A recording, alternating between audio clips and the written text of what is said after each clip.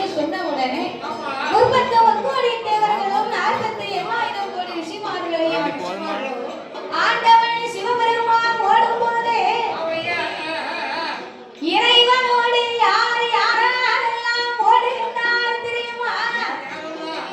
வானவேகம் ஓடினார், மலையவேகம் ஓடினார். வானவேகம் ஓடினார், மலையவேகம் ஓடினார். வானவேகம் ஓடினார், களம் ஓடினார், ஓடினார்.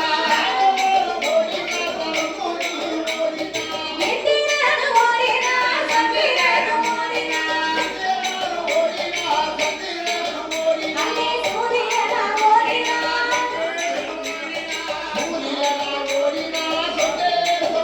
அங்கே அவரவர்கள் வாகனத்தினார்.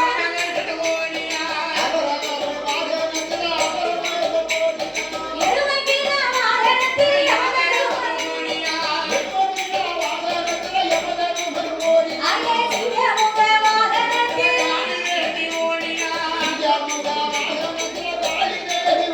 அங்கே வண்ணமயில் வாகனத்தில் சுப்பிரமணியன். மெதலை வாகனத்தில்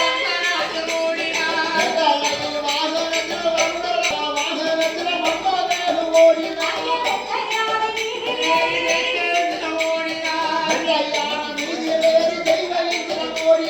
அன்னபத்தி வாகனத்தில் அழகு பிரம்மன் ஓடினார். அங்கே வடக்கு தொழில் வேண்டாம் என்று பிரம்மதேவன் ஓடினார். அங்கே வீணையை போட்டுவிட்டு ஞானவேல் ஓடினார். அங்கே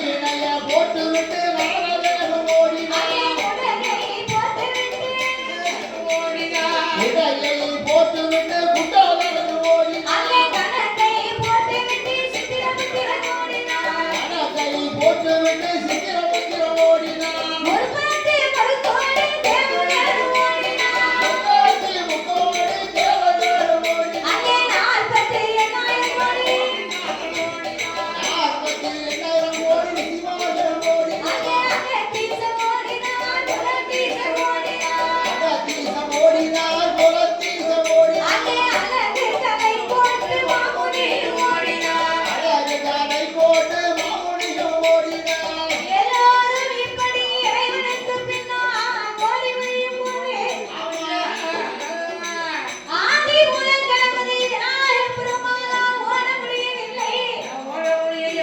அன்னைக்கு பார்த்த சாப்பாடு கூடி போச்சு. திட்டமெல்லாம் சாப்பிட்டா திட்டு கொண்டு அடிக்கத்தானே செய்யும். சாப்பாடு அளவோட சாப்பிட்டா நம்ம உடம்பு அதை ஏத்துக்கிறோம்.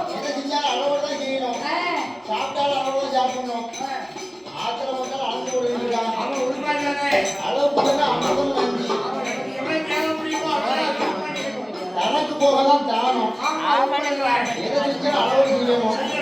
சாப்பிட்டா அளவோடு சாப்பிடணும். தூங்கினாலும் அளவோடு தூங்கணும். சிரிச்சாலும் அளவோடு சிரிக்கணும்.